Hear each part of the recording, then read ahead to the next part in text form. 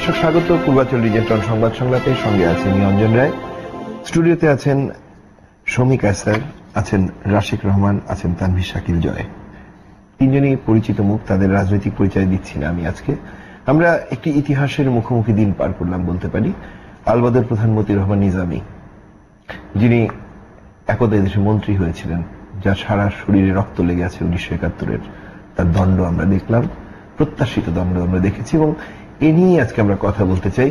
এবং যে কথাটি অনেক সময় আমরা বারবার উচ্চারণ করি যে মুক্তিযুদ্ধের শেষ হয় না ততক্ষণ যতক্ষণ পর্যন্ত এই যুদ্ধের যারা প্রতিপক্ষ ছিলেন, যারা যুদ্ধাপরাধী ছিলেন, তাদের বিচার সম্পন্ন না হয়, সেই সম্পন্নের প্রক্রিয়া আমরা দেখছি এবং সেদিকে নজর দেব। এবং সেক্ষেত্রে আমি প্রথমে যাবো শমী কায়সার আপনার কাছে। 1971 আমাদের প্রত্যেকের আবেগের জায়গা, আপনার আবেগের জায়গা এবং পিতাকে হারানোর আবেগের জায়গা। সেই জায়গা থেকে আজকে শমী, আপনার আজকের দিনটি কেমন লাগছে আপনার কাছে? একটা অদ্ভুত অনুভূতি হচ্ছে। আমি যখন সকালে প্রথম শুনেছি, আমি ভাবিনি এত বছর পরেও আসলে আমাদের দুঃখবোধের জায়গাগুলো আসলে উকি দেয় মনের ভেতরে। আমার যেটা ঠিক অনুভূত হয়েছে সেটা হচ্ছে যে আমি যেই বাংলাদেশে বড় হয়েছি, একটা সময় পরে আমি কখনোই ভাবিনি যে বাংলাদেশের মাটিতে মতিউর রহমান নিজামী কেন কোনো যুদ্ধ অপরাধে আসলে বিচার হবে, আমরা ফাঁসি দেখব, আমরা রায় শুনব, আমরা জেল হাজতে তারা ঢুকছে, আমরা সেটা দেখব। আজকে যখন সত্যি সত্যি মতিউর রহমান নিজামীর রায়টা আমি শুনেছি এবং সাথে সাথে আমার অনেকগুলো ফোন আসলো, আমাদের কাছের আত্মার সাথে আমরা যারা ক্লোজ দীর্ঘদিনের, এবং কোথায় গিয়ে আমি আসলে একটু ইমোশনাল হয়ে গেছি। আমি প্রথম ফোন, আমি বাইরে ছিলাম অফিসে, আমি প্রথম ফোনটা করেছি আমার মাকে। দেন আমার মনে হয়েছে আমার মা যদি তখন সামনে থাকতো, আমি হয়তো অনেক ফুল নিয়ে আমার মাকে জড়িয়ে ধরতাম। তো আমি সেটা পারিনি, আমি যেহেতু বাইরে ছিলাম আমার মার জন্য কিছু ফুল পাঠিয়েছি।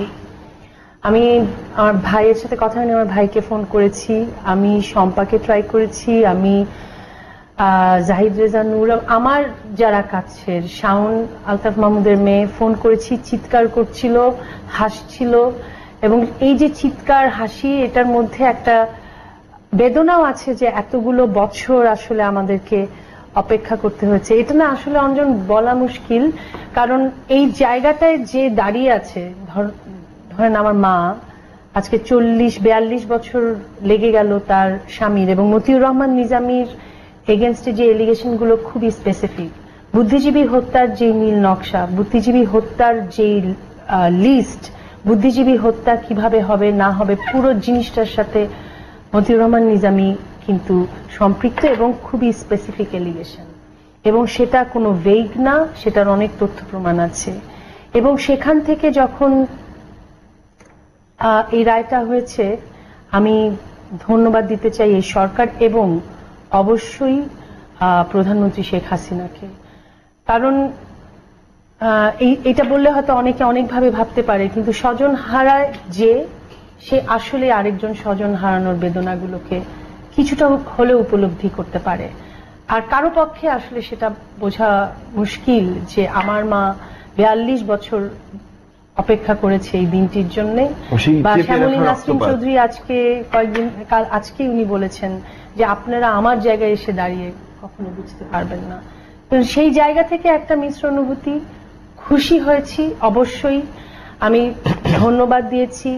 এবং সবচেয়ে বড় কথা যে যুদ্ধ অপরাধের যে বিচার, সেই বিচার কিন্তু হচ্ছে, এই কথাটা আমি আমার জেনারেশনে আমার বন্ধু বান্ধব সবাইকে বলি, এই বিচার হচ্ছে ন্যায্যতার কারণে, এটা কোনো প্রতিশোধ না, সত্যকে পুনঃপ্রতিষ্ঠিত করবার জন্য, ন্যায্যতার কারণে, বাংলাদেশে কালচার অফ ইম্পিউনিটি থেকে বেরিয়ে আসার জন্য, যে একটা খুন করে সে বেরিয়ে যাবে। এবং সেখানে গণহত্যা হয়েছে, স্পেসিফিক্যালি যুদ্ধ অপরাধ হয়েছে, গণহত্যা হয়েছে। এবং গণহত্যার আমার কাছে, এবং আমি এবং ইভেন আমার চাচা শাহরিয়ার কবির বা মুনতাসির মামুন, যারা লাইফ ডেডিকেট করেছে এই আন্দোলনগুলোর সাথে, মনে করি যে গণহত্যার সবচেয়ে সর্বোচ্চ যদি অন্য কিছু হয়, সর্বনিম্ন শাস্তি হওয়া উচিত কিন্তু ফাঁসি। সর্বনিম্ন ফাঁসির পরে। এটা কিন্তু হিউম্যান রাইটস ভায়োলেশন না, এটা অনেকে ভাবে, এবং এটা কিন্তু আউট অফ ভেঞ্জিন না, এটা প্রতিশোধ না, এটা ন্যায্যতার কারণে একটি জাতিকে সঠিক পথে নিয়ে যাবার জন্যই আসলে এই যুদ্ধ অপরাধের বিচার। এবং মতিউর রহমান নিজামী, আমি একটি ছোট কথা বলি, যেদিন প্রথম বাংলাদেশে এই মতিউর রহমান নিজামী যখন ফ্ল্যাগ তুলে গাড়ি চালায়, সেদিন আমার কেমন লেগেছিল এই কথাটাও আমি আসলে বলে বুঝাতে পারবো না। আমরা আসবো আবার আপনার কাছে। তানভীর শাকিল জয়, আপনি সাবেক সংসদ সদস্য, বাংলাদেশ আওয়ামী লীগের রাজনীতিতে আছেন।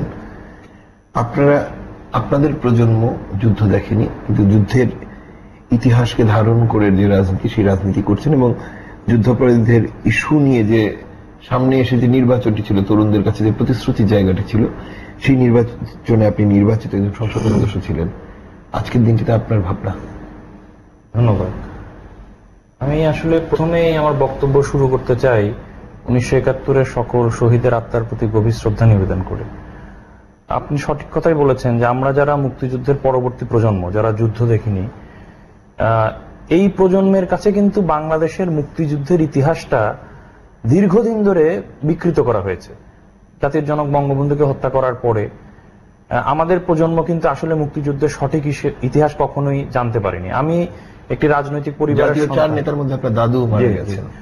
যেহেতু আমি একটি রাজনৈতিক পরিবারের সন্তান, আমার দাদা শহীদ ক্যাপ্টেন এম মনসুর আলী জাতীয় চার নেতার অন্যতম, সেই কারণে হয়তো আমি মুক্তিযুদ্ধ, বঙ্গবন্ধু, বাংলাদেশের ইতিহাস সম্পর্কে কিছুটা জানি। কিন্তু যারা বাংলাদেশের অধিকাংশ তরুণ সমাজ, তারা কিন্তু এই প্রকৃত ইতিহাস থেকে বঞ্চিত হয়েছিল।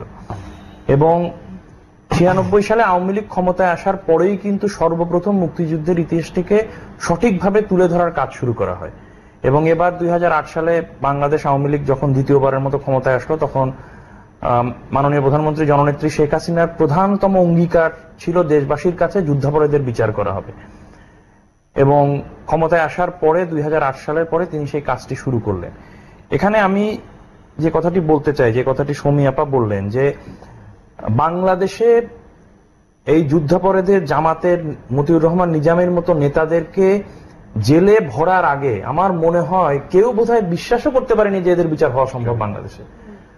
যে বাংলাদেশ লাখো শহীদের রক্তের বিনিময়ে অর্জিত, যে রক্ত তাদের সর্বাঙ্গে মাখা, তারাই বাংলাদেশের পতাকা নিয়ে বাংলাদেশে মন্ত্রী হয়েছে। কিন্তু সুতরাং সেই অবস্থা থেকে কারো পক্ষে কল্পনা করাই সম্ভব ছিল না। এবং বঙ্গবন্ধু যেরকম অসীম সাহসিকতার মধ্যে দিয়ে বাংলাদেশকে স্বাধীন করেছেন, জননেত্রী শেখ হাসিনার পক্ষেই কিন্তু একমাত্র সম্ভব হয়েছে এই কাজটি করা। এটি কিন্তু আমি মনে করি যে অনেকে অনেক বিষয় নিয়ে বলেন, অনেক সমালোচনা করেন, কিন্তু এই বিষয়টি সবসময় মাথায় রাখতে হবে, শুধুমাত্র শেখ হাসিনাই পেরেছেন যে যুদ্ধাপরাধীদের বিচারের কাজটি শুরু করা, শেষ করা, ফাঁসিতে ঝুলানো এবং বিচারের কাজটিকে এগিয়ে নিয়ে যাওয়া। এবং আমি মনে করি যে আমাদের যেরকম ন্যায্যতার জায়গা থেকে দরকার, সেরকম যে বাংলাদেশকে আমরা স্বাধীন করেছিলাম 1971 সালে, আমাদের আগের প্রজন্ম স্বাধীন করেছিল, সেই বাংলাদেশকে ফিরে পেতে হলেও এই সকল যুদ্ধাপরাধীদের বিচার কিন্তু করতেই হবে এবং শেষ করতে হবে।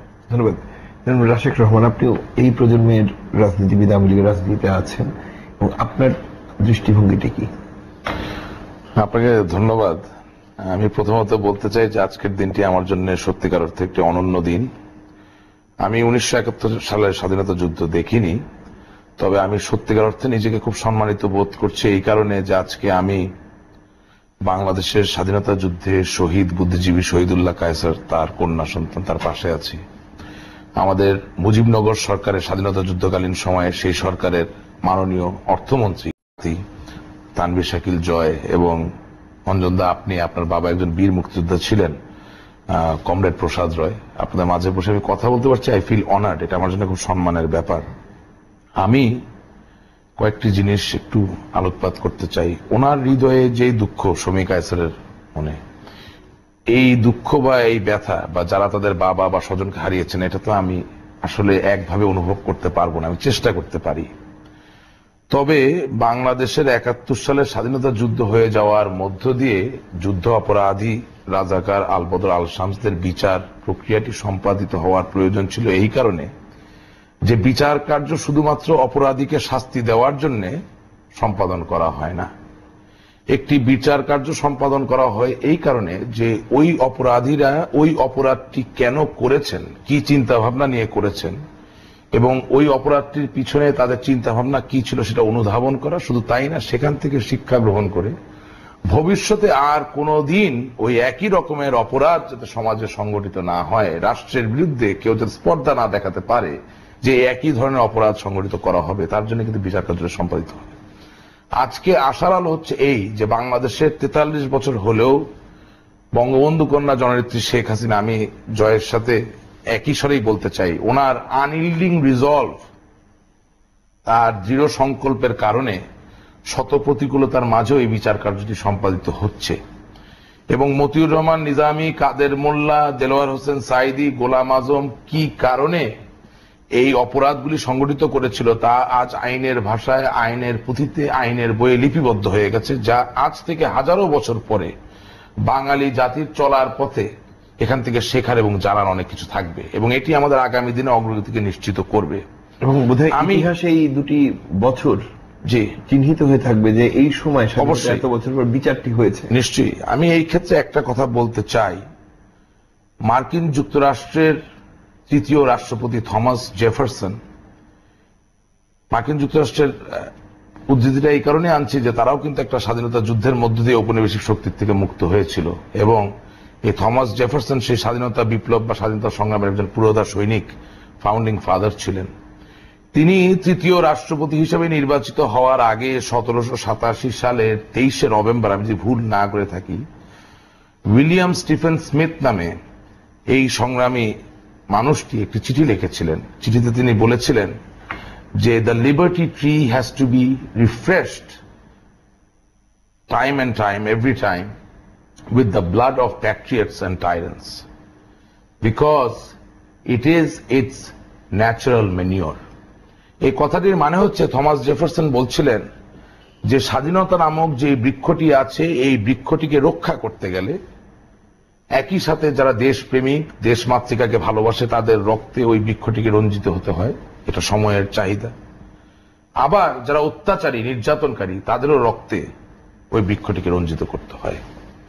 আজকের এই দিনটি আমার জন্য অনন্য এই কারণে যে 1971 সালের 26শে মার্চ থেকে 16ই ডিসেম্বর এক রক্তক্ষয়ী সংগ্রামের মধ্য দিয়ে বঙ্গবন্ধু শেখ মুজিবুর রহমানের নেতৃত্বে সমস্ত জাতি ঐক্যবদ্ধ হয়ে পশ্চিম পাকিস্তানি বাহিনী এবং রাজাকার আল বদর আল শামসের বিরুদ্ধে যুদ্ধ করে একটি দেশ স্বাধীন করেছে। 30 লক্ষ প্রাণের রক্তের বিনিময়ে, 2.5 লক্ষ মা বোনের ইজ্জতের। সেখানে আমরা স্বাধীনতাকে অর্জন করেছি, স্বাধীনতা বৃক্ষে আমরা রক্ত দিয়েছি, রক্তের থেকে বড় সার কিছু হয় না।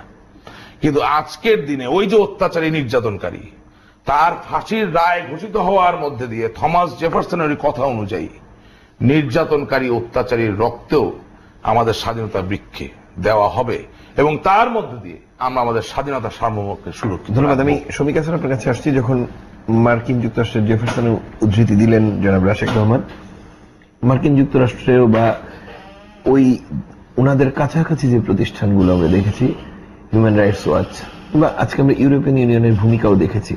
1971 সালে মুক্তিযুদ্ধ চলাকালে আমরা মার্কিনীদের ভূমিকা জানি, আমরা সপ্তম নৌবহরের ইতিহাস জানি, আমরা চীনের ভূমিকাও কম বেশি জানি।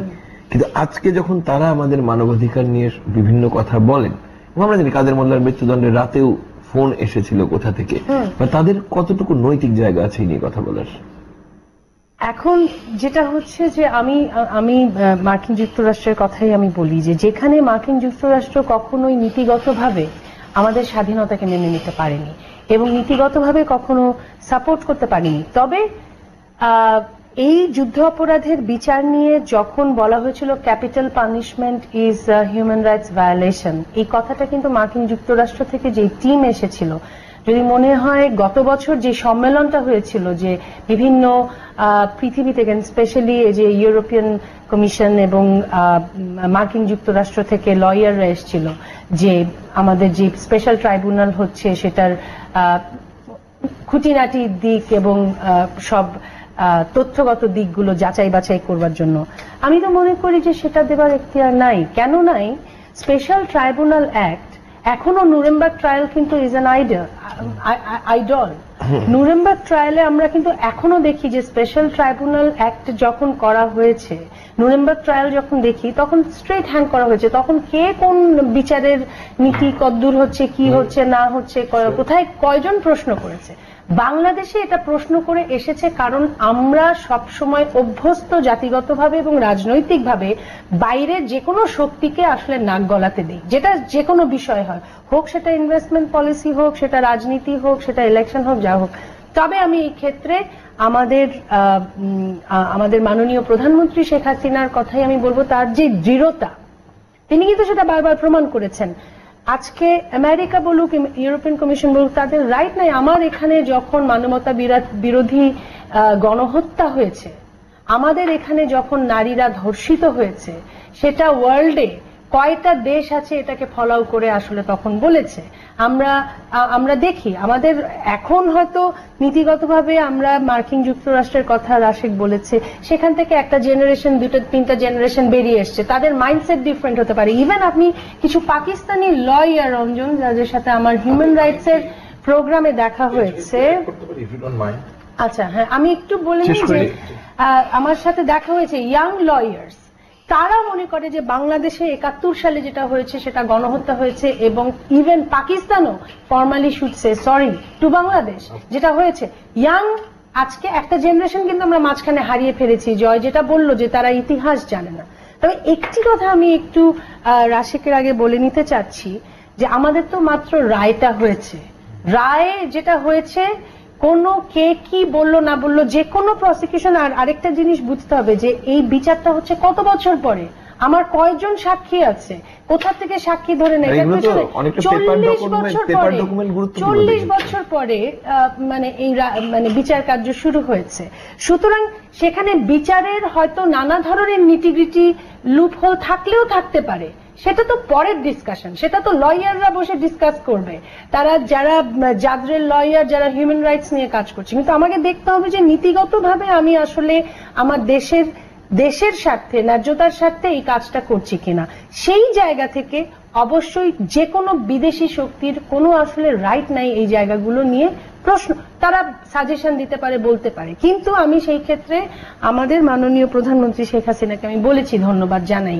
কিন্তু এগুলো নিয়ে তো অনেক ফোন এসেছে, তর্ক হয়েছে, বিতর্ক হয়েছে, টক শো হয়েছে, বলা হচ্ছে যে ঠিক মতো বিচার কাজ হতে পারে, ঠিক মতো বিচার কার্য পরিচালনা হচ্ছে, দীর্ঘসূত্রিতার কথা বলা হচ্ছে। আরে দীর্ঘসূত্রিতা কেন হয়েছে? আজকে যে এই যে আসামি, সেও তো আজকে আপিল করতে পারবে। আজকে স্পেশাল ট্রাইব্যুনাল নুরেমবার্গ ট্রায়ালে কি আপিলের সেই সুযোগটা ছিল? বাংলাদেশে এত মানে এই লিবারাল এই জায়গাটাতে এসেছে যে আজকে উদার যে জায়গাটা, যে আজকে একজন নিজামীও কিন্তু এখন আজকে অ্যাপিল করতে পারবে, তার লয়ারও আজকে অ্যাপিল করছে। স্পেশাল ট্রাইব্যুনাল একটা কেন আমি অ্যাপিলের, কিন্তু সেই যে সুযোগটা তো রাখা। ধন্যবাদ। আমি আসবো আপনার কাছে, আমি আগে জয়ের কাছে ঘুরে আসতে চাই। জয়, আপনি শুনছিলেন এবং এক ধরনের আন্তর্জাতিক বিভিন্ন রকম চাপ বা চাপের গল্প কিন্তু আমরা শুনেছি, যে মধ্যপ্রাচ্য থেকে আমাদের সবাইকে ফেরত পাঠিয়ে দেওয়া হবে, আমরা শুনেছি আরো অনেক ধরনের ঘটনাবলী। আপনারা যারা সক্রিয় রাজনীতিতে আছেন এবং এত কিছুর পরেও এই বিচারের গতি নিয়ে অনেক সময় হয়তো মুক্তিদের পক্ষের অনেক মানুষও কিন্তু গতি নিয়ে প্রশ্ন তুলেছেন, এটি বাস্তবতা যে দ্রুত হচ্ছে না কেন। কিন্তু আপনি এর থেকে দ্রুত কি করা সম্ভব ছিল? এর থেকে দ্রুত করা সম্ভব ছিল কিনা সেটার থেকে বড় প্রশ্ন যে এর থেকে দ্রুত করা কি সঠিক ছিল কিনা। কারণ আমি মনে করি যে এই বিচারটি করার ক্ষেত্রে যা যা করা প্রয়োজন তাই কিন্তু করা হয়েছে। যেখানে নুরেমবার্গ ট্রায়ালে দেখা গেছে যে তাদের আপিল করার সুযোগ নেই, সেখানে আমরা এরকম জঘন্য যুদ্ধাপরাধীদের কিন্তু আপিল করার সুযোগ পর্যন্ত দিয়েছি। সুতরাং এর থেকে বড় মানবতা তো এরকম অমানুষদের প্রতি আর কি দেখানো যেতে পারে। আরেকটি বিষয় যে কথাটি উঠে আসলো যে বিভিন্ন রাষ্ট্র থেকে, শক্তিশালী রাষ্ট্র থেকে চাপের কথা, এটি কিন্তু আসলে সত্য কথা যে 1971 সালে বাংলাদেশের স্বাধীনতার পক্ষ বিপক্ষের যে শিবিরটা ছিল, আজকে 42 বছর পরেও সারপ্রাইজিংলি কিন্তু সেই বিভাগই তারা বিভক্তই আছে। তারা ওই সময় বাংলাদেশের স্বাধীনতার স্বাভাবিক হলেও অনেকটা আশ্চর্য লাগে যে বিশ্ব বদলে গেছে কিন্তু তাদের মানসিকতার পরিবর্তন হয়নি। এবং আজকে যারা বাংলাদেশের যুদ্ধাপরাধীদের বিচারের ক্ষেত্রে মানবিকতার প্রশ্ন তোলেন বা যথার্থতার প্রশ্ন তোলেন মৃত্যুদণ্ড নিয়ে, আজকে মার্কিন যুক্তরাষ্ট্রে অনেক স্টেট আছে যেখানে মৃত্যুদণ্ড এখনো আইনগতভাবে সিদ্ধ, বহাল এবং প্রতিদিন সেখানে মৃত্যুদণ্ড দেওয়া হচ্ছে। তখন কিন্তু ইউরোপীয় ইউনিয়ন সেই ব্যাপারে কোনো কথা বলছে না। যখন সাদ্দাম হোসেনকে ফাঁসি দেওয়া হলো তখন ইউরোপীয় ইউনিয়ন কি কথা বলেছিল? না। যখন ফিলিস্তিনে হাজার হাজার নিরপরাধ মানুষকে গাজাতে কিছুদিন আগে মেরে ফেলা হলো, সেটা বিরাট যুদ্ধাপরাধ, যেখানে জাতিসংঘ পর্যন্ত তাকে যুদ্ধাপরাধের পর্যায়ে নিয়ে গেল, সেখানে তো কথা বললো না। আজকে আল কায়দা নেতা ওসামা বিন লাদেনের যত অপরাধী থাকুক, তাকে তো সরাসরি খুন করে ফেলা হলো, তখন মানবাধিকারের প্রশ্ন কোথায় আসলো? আর এখানে আজকে যাদেরকে যুদ্ধাপরাধের বিচারে অভিযুক্ত করা হচ্ছে তারা তো স্বীকৃত যুদ্ধাপরাধী। 71 সালে তারা তো ওপেনলি আমাদের বাংলাদেশের বিরোধিতা করেছে, হত্যা করেছে, বুদ্ধিজীবীদের হত্যা করেছে, লাখো শহীদের রক্তে তাদের হাত রঞ্জিত, হাজার হাজার মা বোনকে তারা ইজ্জত লুণ্ঠন করেছে। এগুলো তো স্বীকৃত ঘটনা, তারাও জানেন, আমরাও জানি। এবং সেখানে এই আমাদের যে ট্রাইব্যুনালে কিন্তু বারবার আইনে পরিবর্তন আনা হয়েছে। যখনই প্রশ্ন উঠেছে এটাকে আরো কিভাবে স্বচ্ছ করা যায়, এবং স্টিফেন যে র্যাব যিনি ওই মানবাধিকার বিষয়ক যুক্তরাষ্ট্রের দূত, উনি কিন্তু কয়েকবার এসেছেন, এবং সর্বশেষ যখন উনি আসলেন তখন কিন্তু তিনি নিজে বলে গেছেন যে বিচার কার্য অত্যন্ত সুষ্ঠুভাবে হচ্ছে। এটা কিন্তু উনি বলে গেছেন, ওপেনলি বলে গেছেন লাস্টবার যখন উনি আসলেন। এবং উনি তখন প্রসিকিউশন এবং যারা অভিযুক্ত তাদের উভয় পক্ষের সাথে কথা বলে উনি কিন্তু এটা বলে গেছেন যে না, বিচার কার্য সঠিকভাবে পরিচালিত হচ্ছে। সুতরাং আমি তো মনে করি যে এটি আসলে মানে সারা বিশ্বের রাজনীতি তো আসলে দুঃখজনকভাবে সত্য যে বিভিন্ন লবিং দ্বারা প্রভাবিত হয়। এখানেও হয়তো কোনো ঘটনা ঘটেছে। ধন্যবাদ। আমি রাশেক ভাই আপনার কাছে আশা করি একটি ছোট বিরতি থেকে ঘুরে আসতে চাই, তাহলে নিরবিচ্ছিন্ন কথা বলতে পারবেন আপনি। দর্শক, নিয়ম মাফিক একটি ছোট বিরতি রয়েছে আমাদের, প্রত্যাশা করছি আপনারা আমাদের সাথে থাকবেন।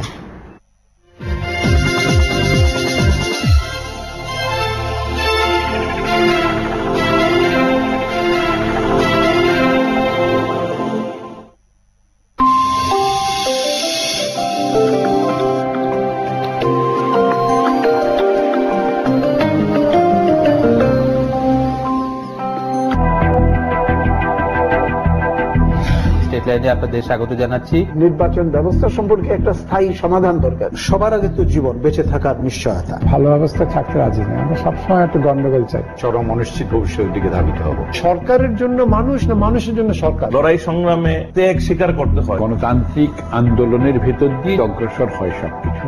16 কোটি মানুষের দেশ তো আর স্থবির হয়ে থাকতে পারে না। রাজনীতি ও সমসাময়িক বিষয় নিয়ে জিটিভির নিয়মিত আয়োজন স্ট্রেইট লাইন দেখুন শনি থেকে বুধ সন্ধ্যা 6টায়।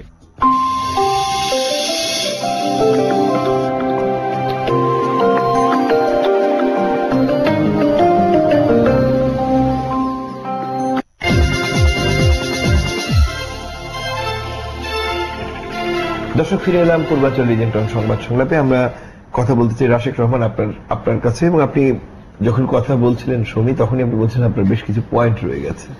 আসলে ব্যাপারটা হচ্ছে আপনি নোট ডাউন করেছেন সেগুলো। হ্যাঁ, মানে ব্যাপারটা হচ্ছে কি যে আমি এই গত 5ই জানুয়ারি নির্বাচনের আগে আমাদের মহান বিজয় দিবসের যে মাস, ডিসেম্বর মাসে is it not a war নামে একটা সম্পূর্ণ ইংরেজিতে বাংলাদেশের মুক্তিযুদ্ধের উপর একটা প্রামাণ্য চিত্র নির্মাণ করেছিলাম। এই কথাটা আমি তুলছি এই কারণে যে এই প্রামাণ্য চিত্রটি নিয়ে যখন আমি মার্কিন যুক্তরাষ্ট্রে গেলাম, আশ্চর্যজনক হলো এই বিষয় যে এই প্রামাণ্য চিত্রের সব ফুটিং কিন্তু মার্কিন যুক্তরাষ্ট্রের সর্ববৃহৎ টিভি চ্যানেল যেগুলো এবিসি, এনবিসি, সিবিএস থেকে নেওয়া। যখন মার্কিন যুক্তরাষ্ট্রের বিভিন্ন স্কুল, কলেজ, ইউনিভার্সিটি আমি এটা দেখানো শুরু করলাম, তারা আশ্চর্য হয়ে আমাকে প্রশ্ন করলো যে ভাই, আপনি যে পাকিস্তানের অংশ ছিলেন, আপনি যে স্বাধীনতা যুদ্ধ করে স্বাধীন হয়েছেন, সেটাই তো আমরা জানতাম না। এবং এই পরিমাণ রক্তপাত হয়েছে, এই পরিমাণ নির্যাতন হয়েছে, এবং সেখানে আল বদর, আল শামস, রাজাকার নামে যে একটা জিনিস ছিল সেটাও আমরা জানতাম না। এবং মজার বিষয় দেখেন, হাসি আসতে পারে, কংগ্রেসম্যান সিনেটরের বয়স যদি অন অ্যান অ্যাভারেজ আপনি 50 ধরেন, তাহলে 43 বছর আগে তার বয়স কত ছিল? 7, 8, 9, 10। তার জন্য তো না জেনে না বুঝে বাংলাদেশের কি মানবাধিকার লঙ্ঘিত হচ্ছে, কি শাস্তি হওয়া উচিত, তার জন্য কথা বলা খুব সহজ। যেই পলিটিশিয়ানরা, বিশেষত ডেমোক্রেট পার্টির এবং সেই সময়কার মানবাধিকার কর্মী যারা মার্কিন যুক্তরাষ্ট্রের থেকে বাংলাদেশের জন্য আন্দোলন গড়ে তুলেছিল, আপনি জানেন বাংলাদেশ নামক একটি কনসার্ট করা হয়েছিল, জর্জ হ্যারিসন। শুধু তাই না, মার্কিন অনেক কংগ্রেসম্যান ভারতে কলকাতায় এসে আমাদের শরণার্থীদের অবস্থা দেখে গিয়েছিল।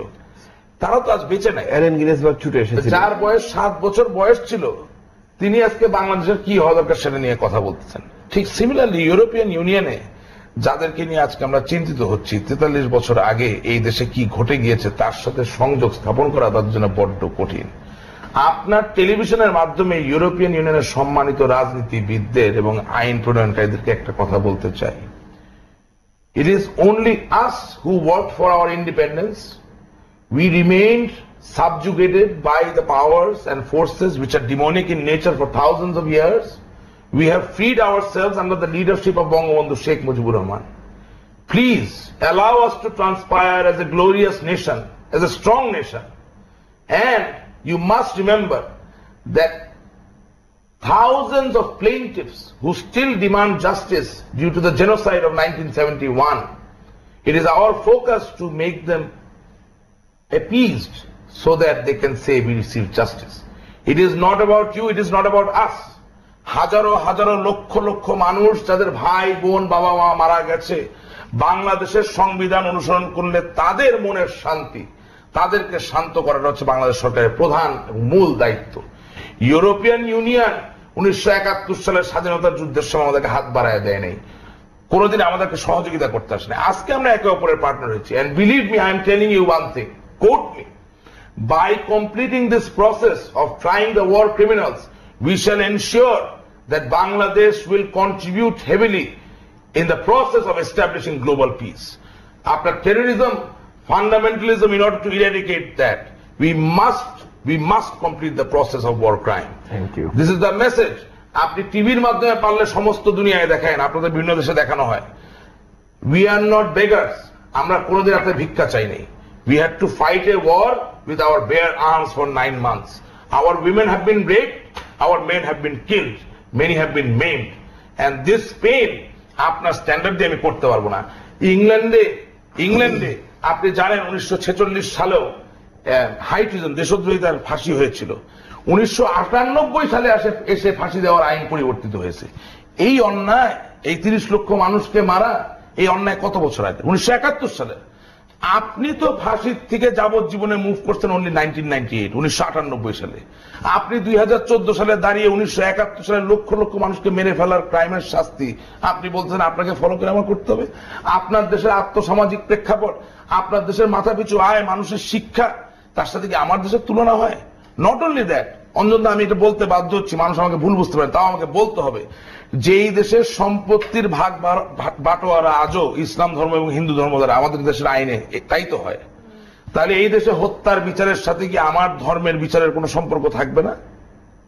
তাহলে আপনি ক্যাপিটাল ম্যানেজমেন্ট কিভাবে ইরেডিকেট করেন? আমার দেশ 17 কোটি দেশের মানুষ, 90% লোক মুসলমান, 10 অন্য দল, সব সেন্টিমেন্ট, সব ইমোশনকে কাজে লাগিয়ে আমাদেরকে বিচার প্রচার করতে। এবং আমি একটু কাইন্ডলি একটু আমাকে বলতে দেন, এটা বলা প্রয়োজন।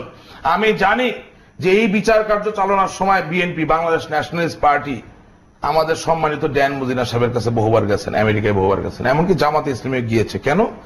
যাতে রাজনীতিতে প্রতিবন্ধকতা সৃষ্টি না করা হয়। দর্শকদের জানাতে চাই, দ্বিতীয় বিশ্বযুদ্ধের পরে মার্কিন যুক্তরাষ্ট্রের সাথে সোভিয়েত রাশিয়ার যখন কোল্ড ওয়ার চলছে, অর্থাৎ স্নায়ু যুদ্ধ চলছে, তখন 1954 প্রেসিডেন্ট আইজেনহাওয়ার নিজের নেতৃত্ব নিয়ে 1954 কমিউনিস্ট কন্ট্রোল অ্যাক্ট পাস করার মধ্য দিয়ে সমস্ত আমেরিকায় কমিউনিস্ট রাজনীতি নিষিদ্ধ করেছিলেন। তার জন্য রাজনৈতিক দল কমিউনিস্ট পার্টিকে নিষিদ্ধ করা জায়েজ। আর আমার দেশে জেনোসাইডের সাথে, গণহত্যার সাথে জড়িত কোন দল, তাকে যদি আমি রাজনীতির থেকে দূরে রাখতে যাই, তখন আমার জন্য অন্যায় হয়ে যায়। নট অনলি দ্যাট, আপনি জাপানের ইতিহাসে আসেন, জাপানে যখন ইম্পিরিয়াল শাসন তার ক্ষমতার শীর্ষে, সেই সময় ডিভিনিটি, স্পিরিচুয়ালিজম এবং ক্ষমতা একে একসাথে যোগসাজশ করা হয়েছিল। 1800 সালের শেষের দিকে আইন করে বলা হয় যে আর শাসন ভারের সাথে ধর্মের কোনো সংযোগ থাকবে না, কারণ আগামী দিনে আগামী প্রজন্মের জন্য আমরা যে রাজনীতি করব, সেই রাজনীতি ধর্ম থাকবে ঘরে, রাজনীতি থাকবে বাইরে। ধন্যবাদ। আমি আসবো আপনার শ্রমিক স্যার, আপনার কাছে একটু অন্য প্রসঙ্গে আসতে চাই, যেগুলো আপনার বড় হয়ে ওঠে বা আমাদের বড় হয়ে ওঠার সাথে মেলে। ধরুন, আমরা যখন যুদ্ধাপরাধীদের বিচার দেখছি, আমরা একটি মুক্ত হাওয়ায় শ্বাস নিচ্ছি, ঠিক তখনই কি আপনার মনে পড়ছে না যে আমাদের পাঠ্য বইতে আমরা যে মুক্তিযুদ্ধের ইতিহাস কয়েক লাইন পেতাম, এবং এই গণহত্যা, এই পাকিস্তানি বাহিনীর নির্যাতন, এই আলবদর রাজাকার সবকিছু একসময় নিষিদ্ধ ছিল? আমি প্রথমে যে জায়গাটা বলতে নিয়েছিলাম শুরুর দিকে, আমি এই কথাগুলো বলতে চেয়েছি। আমি প্রথমে আসলে রাশেককে ধন্যবাদ দেই যে জায়গায় যে কনভিকশন, যে দৃঢ়তা নিয়ে কথা বলা, যে আমার দেশ, আমার আসলে সামাজিক আর্থসামাজিক প্রেক্ষাপটে আমি যেখানে দাঁড়িয়ে আছি, আমার রিয়ালিটিটা শুধু আমিই বুঝবো একইভাবে, এবং আমার ক্ষতটা আমার, এবং সেইখান থেকেই আমি যেটা বলতে চাই যে যে প্রশ্নটা তুমি করেছো এটা একেবারে একটা ইমোশনাল জায়গা থেকে প্রশ্ন করা। হ্যাঁ, আমি বড় হয়েছি নানা ক্ষত নিয়ে, এবং একটা সময়ে একটা প্রজন্মই বড় হয়েছে, এবং ইভেন আমাদের পরিবারের মধ্যে আমরা সমবয়সী যারা বড় হয়েছি, নিতান্তই আমি আমার বাবার মেয়ে বলে যে আমি একরকম জানছি, আমার মতো কাজিনরাই। ইতিহাস বলছিলেন কয়েকদিন আগে যে আপনি যখন একটু শুটিং এ গিয়েছিলেন, আপনার সামনে এসে তো আমি এরকম দুটো তিনটে ঘটনা একটা বলতে পারি। একটা যেটা আমার মনে আছে যে অনেকদিন ময়মনসিং মেডিকেল কলেজে শম্পা পড়তো, মানে ডক্টর আলিম চৌধুরীর মেয়ে, সে পড়তো, সে এসে আমাকে গল্পটা বলেছে, এবং আমি একবার শুটিং করছিলাম, আমি গেছিলাম। খালেক মজুমদারের মেয়ে ওই আমার বাবাকে যে ধরে নিয়ে গিয়েছে, হ্যাঁ, এবং যার আসলে এই প্রচলিত আইনে তার বিচার হয়েছিল বিধায় সে বের হয়ে আসছে, তার স্পেশাল ট্রাইব্যুনাল অ্যাক্টে বিচার হয়নি। এবং এই শহীদুল্লাহ কায়সারের এই বিচারটা কিন্তু একটা ইউনিক এক্সাম্পল যে প্রচলিত আইনে কখনো যুদ্ধ অপরাধের বিচার হয় না, তাদের জন্য স্পেশাল ট্রাইব্যুনাল অ্যাক্টই হয়। এবং তার মেয়ে এসে মুখের উপরে কিন্তু বলার সাহস পায়, আমি খালেক মজুমদারের মেয়ে, আমার বাবা তো কোনো অপরাধ করেনি। অপরাধ করেনি মানে দেশদ্রোহিতা, একজন দেশপ্রেমিক মানুষকে সে ধরিয়ে দিয়েছে। এবং যেই বিচারের রায় হয়েছিল যে খালেক মজুমদার শহীদুল্লাহ কায়সারকে ধরে নিয়ে গিয়েছিল ঠিকই, কিন্তু সে হত্যা করেছে তার কোনো প্রমাণ না মিলায় তাকে 7 বছর জেল দেওয়া হয়েছে। তো আমার কথা হচ্ছে যে এইভাবে আমরা যখন বড় হই তখন আমাদের মন ছোট হয়ে যায়, আমরা তখন আমাদের যে দৃঢ়তা, আমাদের যে সত্তা বা আমাদের যে কনফিডেন্সের জায়গা ভেঙে ফেলা হয়। এই কনফিডেন্স আমরা কবে ফেরত পেয়েছি? এই কনফিডেন্সের জায়গা তো ভেঙে ফেলা হয় যখন মতিউর রহমান নিজামী ফ্ল্যাগ তুলে যখন গাড়ি চালায়, সেদিন আমরা সবাই কেঁদেছি। এবং আমার এখনো মনে আছে কয়েকজন মুক্তিযোদ্ধা, একজনের কথা আমাকে বলতেই হবে, নাসরুদ্দিন ইউসুফ আমার মাকে ফোন করে কেঁদে দিয়েছিল, বলেছিল ভাবি আমাদের মাফ করে দিয়েন। হ্যাঁ, এবং তাকে আমি আজকে ফোন করেছিলাম। এই নিজামী যখন বাংলাদেশের ফ্ল্যাগ উড়ায়, যে গণহত্যা শুধু করেনি, যে একজন স্বাধীনতা চিহ্নিত স্বাধীনতা বিরোধী, বাংলাদেশের স্বাধীনতা সার্বভৌমত্বেই যে বিশ্বাস করেনি, সেই মানুষ কিভাবে বাংলাদেশের রাজনীতিতে আসে? এই ইতিহাসগুলো আজকে নতুন প্রজন্ম যদি জেনে না নেয়, তাহলে সামনের দিকে আমি একটা ভালো চাকরি করলাম, আমার 2টো বাড়ি হলো, 3টা মার্সিডিজ গাড়ি হলো, আমার একটা সুন্দর সংসার হলো, এটা আমার বাঙালি হিসাবে আমার সাকসেসের ইন্ডিকেটর না। এক্স্যাক্টলি। এবং সেই জায়গা থেকে অঞ্জন, শুধু আমি একটি কথা বলতে চাই যে আজকে মতিউর রহমান নিজামী, আজকে আবারও ফিরে আসতে হয়, আজকে মাননীয় প্রধানমন্ত্রী শেখ হাসিনা এবং তার সেই দৃঢ়তার কারণে, এবং উনি যে বাইরের শক্তির নাক গলানো, এই যে কথাগুলো রাশেক রহমান একটু আগে বললেন বা জয় বলেছে, যে দৃঢ়তার কারণে আমরা কিন্তু দীর্ঘসূত্রিতা যাই হোক সেটা হয়েছে কারণ ন্যায্যতার কারণে, যাতে ভবিষ্যতে বলা না হয় ও যুদ্ধ অপরাধের বিচার তো যেন তেন ভাবে হয়েছে, যেন তেন ভাবে যাতে কেউ কখনো বলতে না পারে, সে কারণেই অ্যাপিলের সুযোগ আছে। আমি একটি কথা শুধু বলতে চাই যে অ্যাপিল নিয়ে আমি একটু বলতে চাই, আমাকে যদি 1 মিনিট বলতে দাও। আসামি অ্যাপিল করবে। আমরা দেখেছি যে সাইদির বিচার হয়েছে, সাইদিকে যাবজ্জীবন দেওয়া হয়েছে। অ্যাপিলের ক্ষেত্রে এখন আমরা যেটা চাই, রায় পেয়েছি, আমরা এক্সিকিউশন দেখতে চাই। একজন শহীদ পরিবারের সন্তান হিসেবে এটা আমার প্লি, এবং সেটা করতে গেলে অ্যাপিলটা যেন ঠিক মতো হয়। সব জাদরেল স্পেশাল ট্রাইব্যুনাল অ্যাক্টের যেই লয়াররা রয়েছে, যে প্রসিকিউটর রয়েছে, তাদেরকে যেন নিয়োগ দেওয়া হয়। ব্যারিস্টার আমিরুল ইসলামের মতো লোকজন যারা বা সিনিয়র লয়াররা যারা রয়েছে, তাদেরকে যেন নিয়োগ দিয়ে ভালো মতো অ্যাপিলটা করা হয়। কারণ সাইদির ক্ষেত্রে আমরা কিন্তু দেখেছি অ্যাপিলের ক্ষেত্রে তখন কিন্তু আপনার অ্যাটর্নি জেনারেলের বেঞ্চ থেকে যে লয়ারদেরকে নেওয়া হয়েছিল, সেখানে কিছু লুপহোল থেকে গেছে। কিন্তু নিজামীর হত্যাকাণ্ড, নিজামী যা করেছে সেগুলো কিন্তু স্পেসিফিক, এবং এখানে আসলে কোনোভাবে এটাকে দায় দেবার দায়ে মানে শাক দিয়ে মাছ ঢাকার কোনো উপায় নাই। সুতরাং আমার প্লি থাকবে যে অ্যাপিলের ক্ষেত্রে সঠিক যেন প্রসিকিউটর টিম এবং স্পেশাল ট্রাইব্যুনাল অ্যাক্টের যে লয়াররা রয়েছে, সিনিয়র লয়ার রয়েছে, তাদেরকে যেন সম্পৃক্ত করে প্রপার অ্যাপিল হয়। তা না হলে বিচারের রায় যেটা হয়েছে আমি এটার আসলে সুষ্ঠু কার্যকর দেখতে চাই। ধন্যবাদ। তানভীর শাকিল জয়, অ্যাপিলের বিষয়টি নিয়ে বলছিলেন শমিকা হাসান, সেক্ষেত্রে আপনার বক্তব্য। অ্যাপিলের ক্ষেত্রে তো আসলে যে শক্তিশালী টিম, জি মানে স্বচ্ছতার কথা যেটা ছিল, দেখুন আমরা যুদ্ধাপরাধের বিচারটা কত স্বচ্ছভাবে বর্তমান সরকার করছে, যে অ্যাপিল করার পরে যেটা কাদের মোল্লার ক্ষেত্রে দেখা গিয়েছিল, অ্যাপিলে তার আবেদন খারিজ হওয়ার পরে রিভিউ করা যাবে কিনা তার সুযোগও কিন্তু সরকার দিয়েছিল। সুতরাং স্বচ্ছতার সর্বোচ্চ পর্যায়ে পর্যন্ত কিন্তু আমরা যাচ্ছি। হ্যাঁ, অবশ্যই আইনি লড়াইয়ে কিন্তু আসলে আপনি অপরাধ কতটুকু করেছেন, কিভাবে করেছেন, সেটির থেকে গুরুত্বপূর্ণ কিন্তু অপরাধটা আসলে প্রমাণ করা। এবং সেক্ষেত্রে যে কথাটি সমী আপা বলেছেন অত্যন্ত গুরুত্বপূর্ণ, যে অত্যন্ত দক্ষ এবং যোগ্য এবং যারা এই যুদ্ধাপরাধের বিচারের ক্ষেত্রে যারা দক্ষ যোগ্যতা প্রমাণ করতে পারবেন তাদেরকেই আমি মনে করি যে এই অ্যাপিলের ক্ষেত্রে সরকার নিশ্চয়ই সেভাবে অগ্রসর হচ্ছেন। বিশেষ করে যেহেতু জননেত্রী শেখ হাসিনা অসম সাহসিকতার সঙ্গে এই পর্যন্ত এসেছেন, এই বিষয়টি নিশ্চয়ই সরকারের সর্বোচ্চ পর্যায় পর্যন্ত চিন্তা ভাবনা আছে এবং সেভাবেই হবে। কারণ যে সাইদি যখন আমরা বিচারের রায়টা দেখেছি এবং সেখানে কিন্তু মানে স্পেশাল ট্রাইব্যুনাল অ্যাক্টের সিনিয়র লয়ারদেরকে আপিলের সময় টিমের দিকে এক ধরনের তীর গেছে, সেখানে তীর গেছে এবং অনেক সময় অনেক লয়াররা ঠিকমতো উত্তরও দিতে পারেনি। আমি সেই জন্য বলছি সিনিয়র জাদ্রেল, যেটা জয় বলছে, জাদ্রেল লয়ার যারা যুদ্ধ করতে পারেন। আরেকটি বিষয় হলো কি, যে আসলে আমাদের যুদ্ধাপরাধের বিচারটি হচ্ছে 42 বছর পরে। তথ্য প্রমাণ যে এখনো এই যে প্রসিকিউশন টিম তুলে আনতে পারছে, এটি কিন্তু একটা বিরাট ক্রেডিট তাদের দিতেই হবে। 42 বছর পরে এরকম অপরাধের, এবং যেখানে 75 সালের পরে এরাই ক্ষমতায় ছিল এবং যুদ্ধাপরাধীরাই তাদের সমস্ত তথ্য প্রমাণ নষ্ট করে ফেলেছিল, সেখানে আমি মনে করি এটা অত্যন্ত দুরূহ কাজ। আর আরেকটি বিষয় আমি যেহেতু আলাপ হচ্ছিল, এখানে একটি বিষয় আমি বলতে চাই, যে আজকে ইউরোপীয় ইউনিয়ন, আমেরিকা বা বিভিন্ন রাষ্ট্রের বিভিন্ন প্রসঙ্গ আমরা আলাপ করলাম, কিন্তু তারা হয়তো বাইরের রাষ্ট্র, তাদের বিভিন্ন এজেন্ডা থাকতে পারে, বিভিন্ন কিছু থাকতে পারে, কিন্তু আমি অত্যন্ত বিস্ময়ের সাথে এবং অত্যন্ত কষ্টের সাথে লক্ষ্য করি, যখন আমাদের দেশেরই অনেক নামকরা ব্যক্তিত্ব, অনেক সুশীল সমাজের ব্যক্তিত্ব, অনেকে যখন এই যুদ্ধাপরাধের বিচারের লুপহোলস বের করার নাম করে প্রকারান্তরে জামাতকে রক্ষা করতে চান, এটি কিন্তু আমাদের জন্য অত্যন্ত বেদনার বিষয়।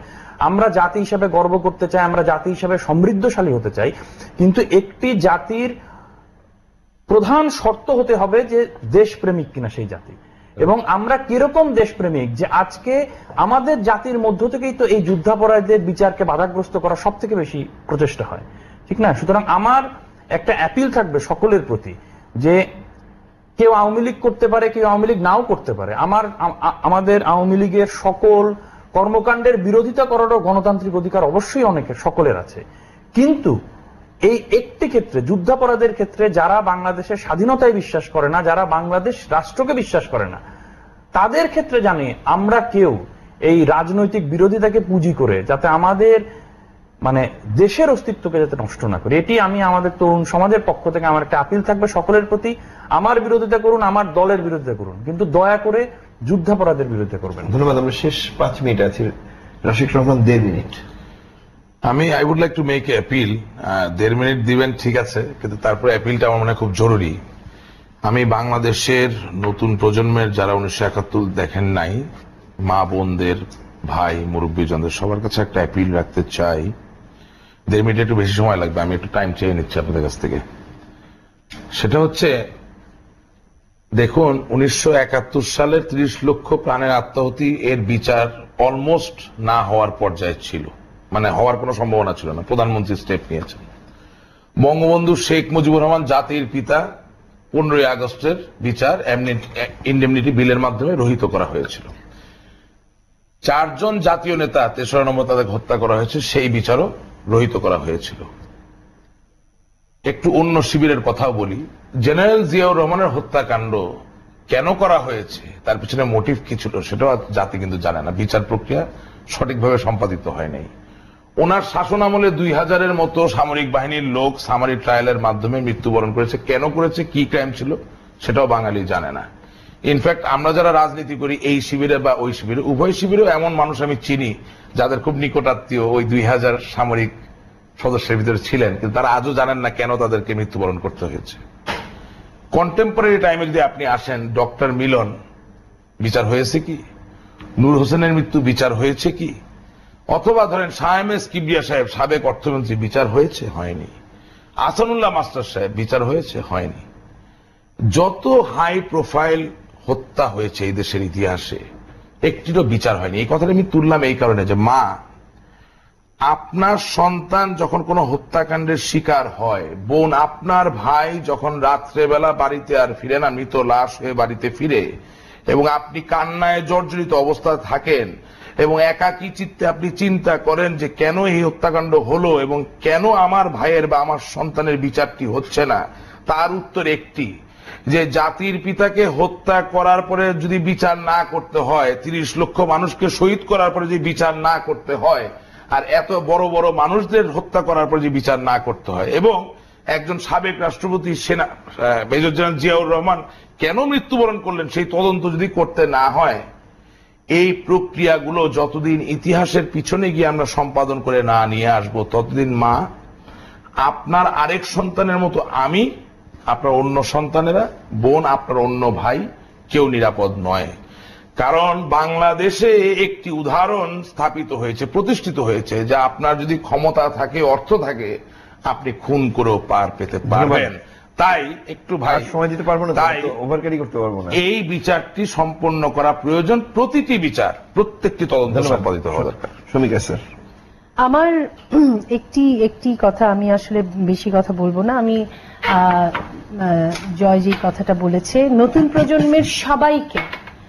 প্রজন্মের সবাইকে আসলে যুদ্ধ অপরাধের বিচার, এটা যে ন্যায্যতার কারণে, এটা যে সামনের দিকে এগিয়ে যাওয়ার কারণে, এটা যে পেছনে ফেরার কোনো বিষয় না, এটা পেছন দিকে তাকিয়ে থাকার কিছু বিষয় না।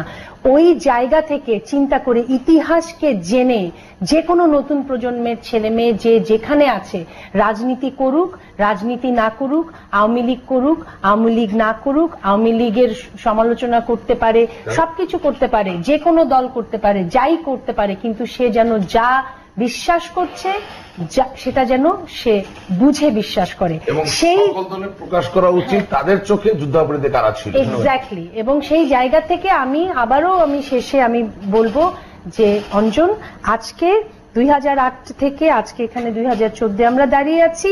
এই স্বাধীনতার পক্ষের এই সরকার যদি ক্ষমতায় না আসতো, আমরা আসলে এই বিচার কার্য আদতে দেখতাম। ধন্যবাদ। শেষ করবো তানভীর শাকিল জয় আপনাকে দিয়ে। যে আসলে আমাদের যে কথাটি আমি এর আগেও বলছিলাম, যে আমাদের দ্বিতীয় মুক্তিযুদ্ধ যেটা শুরু হয়েছে আসলে যুদ্ধাপরাধের বিচারের মধ্য দিয়ে, সেই দ্বিতীয় মুক্তিযুদ্ধে কিন্তু আমাদেরকে বিজয়ী হতেই হবে। কেননা এই মুক্তিযুদ্ধে যদি আমরা বিজয়ী না হতে পারি, তাহলে কিন্তু বাংলাদেশ নামক রাষ্ট্রটির অস্তিত্ব থাকবে না। এবং তার প্রমাণ কিন্তু আমরা 2001 সালের পরে পেয়েছি। জঙ্গি তালেবানি রাষ্ট্র হওয়ার একটি সম্ভাবনা হয়ে গেছিল বাংলাদেশ। সেখান থেকে জননেত্রী শেখ হাসিনা কিন্তু বাংলাদেশকে আবার সঠিক পথে, বাংলাদেশের ইতিহাসকে ফিরিয়ে নিয়ে এসেছেন। সুতরাং আজকে আমাদের সকলকে, তরুণ প্রজন্ম, সমগ্র দেশবাসীকে একটি প্রশ্নে একতাবদ্ধ হতে হবে, স্বাধীনতার প্রশ্নে, বাংলাদেশের প্রশ্নে। 30 লক্ষ শহীদের রক্তের বিনিময়ে অর্জিত এই স্বাধীনতাকে ধরে রাখা। ধন্যবাদ। শেষ করছি। ধন্যবাদ শমিকা স্যার, ধন্যবাদ রাশেক রহমান, ধন্যবাদ তানভীর শাকিল জয়। দর্শক, আজকের আলোচনা এই পর্যন্তই। আমরা মানবাধিকারের কথা বলছি। এই 21 শতকে দাঁড়িয়ে পৃথিবী অনেক দূরে এগিয়ে গিয়েছে, কিন্তু এই পৃথিবীটি নির্মাণ, এই দেশটি নির্মাণের ক্ষেত্রে যারা ভূমিকা রেখেছেন, আমরা যখন মানবাধিকারের কথা বলি, তখন কি আমরা শাওন মাহমুদকে উত্তর দিতে পারবো যে মানুষটি আমার ভাইয়ের রক্তে রাঙানো 21শে ফেব্রুয়ারি গানটি সুর দিয়েছিলেন, সেই মানুষটির একটি কবর নেই বাংলাদেশে? শমিকা স্যারকে কি আমরা বলতে পারবো যে তার পিতার হত্যাকারীরা কয়েক বছরের সাজা খেটে বের হয়ে গেছেন, তার রক্তপাতও কিন্তু রক্তপাত? শমিকা স্যার বা শাওনের মানবাধিকার কিন্তু মানবাধিকার। অথবা পাবনা জেলা স্কুলের শিক্ষক মৌলানা কসিমউদ্দিন আহমেদ, তাকে খুন করেছিলেন মতিউর রহমান নিজামী এবং তার লোকজনেরা।